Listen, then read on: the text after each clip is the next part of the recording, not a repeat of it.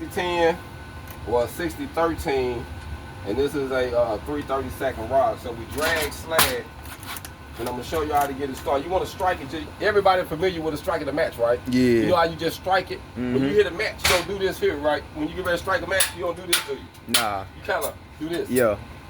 Keep that in mind. Never get the rod and do this. Strike it just like a match. See, I used to have that problem. Once you strike it, you got to kind of control it and hold it and bring it back to where you need to go. That makes sense? You don't want to strike it and keep it up. You got to strike it and kind of hold it, kind of control it. As they say in the military, fire and hold.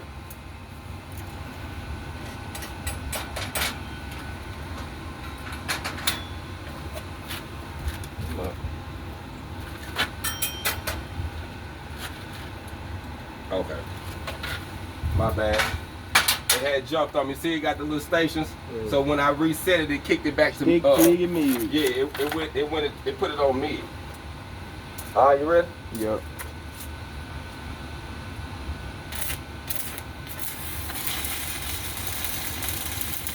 Oh, that's different.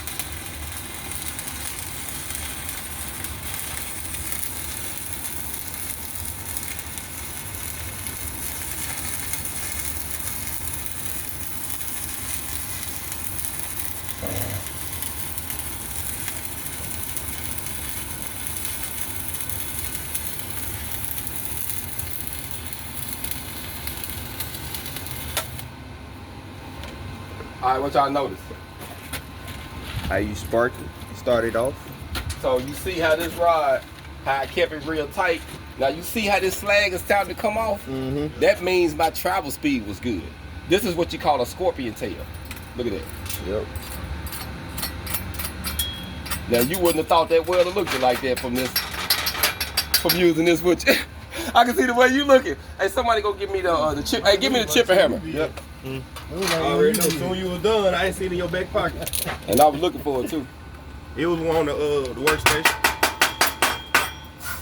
You can bring your brush too. Yeah, bring it too. But you see the example of it?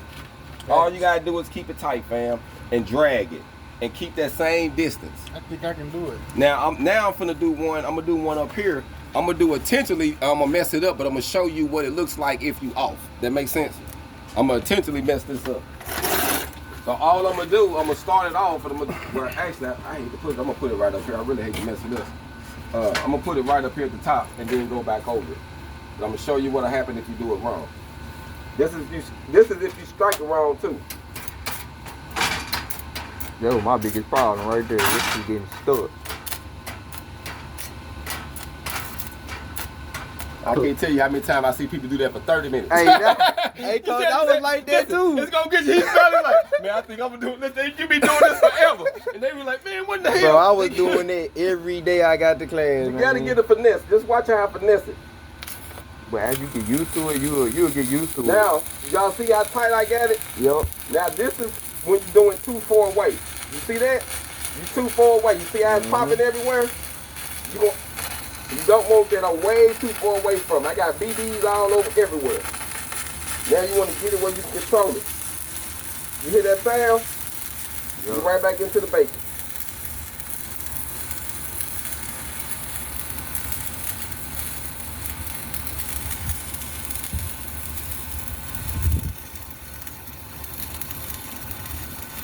Man, it feels good out here right now, boy.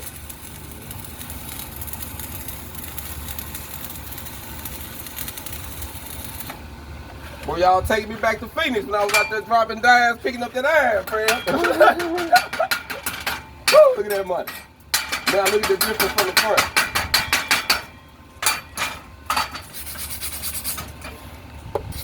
See, I was all over the place. It wasn't no really good weld. It was just dripped. It just kind of messed up right here in the front. But once I tuned back in, now that was a 60-10. So now my next rod I'm gonna burn one. It's a 70-18.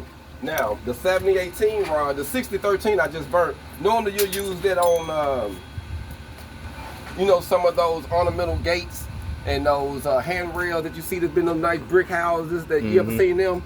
Normally you'll use them to weld those. Cast iron, you can use that on this. But this 70-18, it can be put pretty much on anything, but it's flexible. It got alloys in it, so it can bend. So kind of like when we were on the bridge, we had to have 7018 because the bridge moves.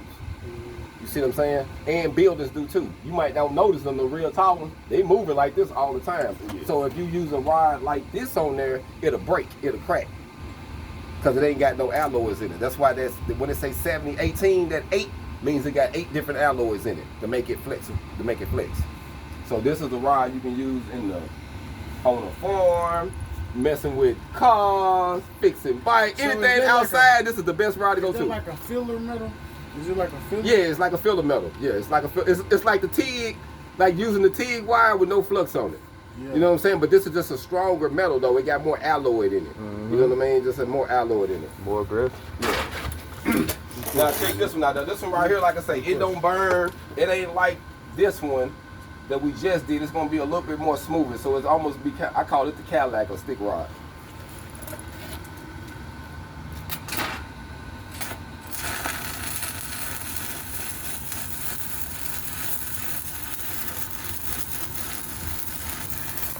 You got a real deal be on it, boy.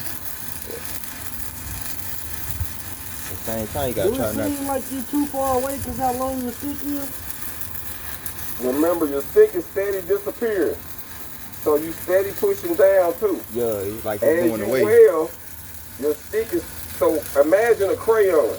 You know how you push down on the crayon, it gets smaller? Yup, you use it too long. This is the same thing. As you go, your rod is getting smaller and smaller. So you can't just weld and try to stay in that one position. You got to steady push down. You got to go with the flow.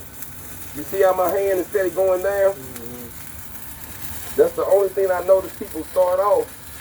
They forget, they'll get the welding, and they'll get the welding like this, and the rod get to going, they still got the hand up. They say, man, why is so much bright? You got to keep going down with it. That's it. Now this one right here, as you notice, it got brown slag, and it's loose. So that means my travel speed was good. Anytime that slag ain't real hard, you know you was running pretty well. And with this one, he asked me to cut it up. So I had it on, I can get it up to the highest. And the burn look.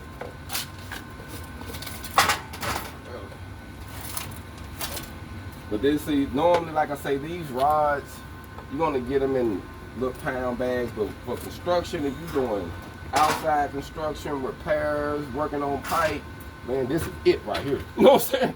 This is the one you want to learn.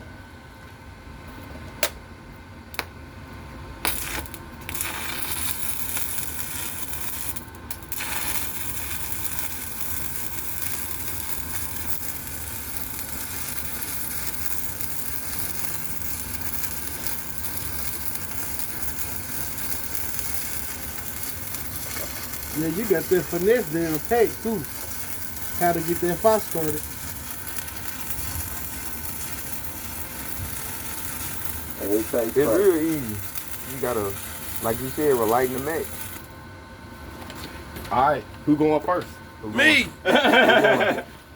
Who jumping on it first, man? Fuck it. Nobody didn't call it out fast enough. All right, so what we'll do is,